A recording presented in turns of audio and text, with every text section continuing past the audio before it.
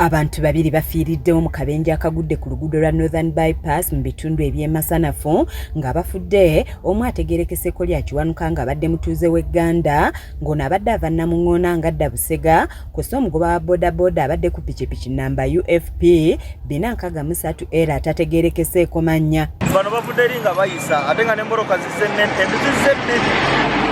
bwe bajjidde kuli nga baagala okuyisa naye baagala okuyisa okudda kulidde e Busega.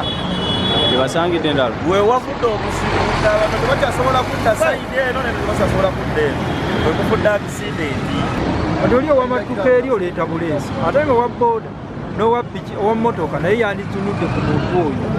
Emmotoka emukubi afudde babadde babiri ku piki babadde badda Busega. Akabenje kano kaguddewo ku ssaawa 9 ez'olweggulo lwaleero ng'ababaddewo ng'akabenje kano kagwawo bategeeza nti kavudde ku kuvugisa kimama nga kw'otadde n'obutagondera bubonero bwa ku nguudo. Newebeera motoka nnene nga ye musooseewo tasa kuteeka motoka ye newalange wa boodabooda nga yali mu layini eyawaggulu yaleeta bulesi bwako yabeera munda gwebodi.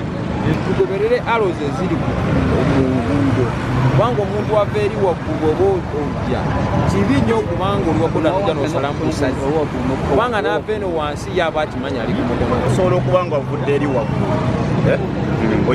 oba olina okugoberera sayidi eno n'ogoberera omukono gwe ne kati abaana basinga balemerayo eri okulemerayo wali Baabalala basabye ekitongole ekivunaanyizibwa ku nguudo okussa obupande obumala ku nguudo ez'enjawulo kiyambe okukendeeza ku bubenje nga te baabagoba ba boodabooda beekokodde abavuzi b'emmotoka be bagamba nti tebaba balanga bantu. Tumanyi mateeka g'amakubo kitegeera gonoba nga gwoli mu mutuufu naye emmotoka yakulaba ngaki nga kawuka kati gonza okuba eri ng'oli ku maini yayingira kkubo okuva eri wansi n'akunyiga n'akulaba nti gwe kubanga yabeera munda gwobeera bodi. Speed kendeze speed ku luguudo n'ab'emmotoka bakendeza speed.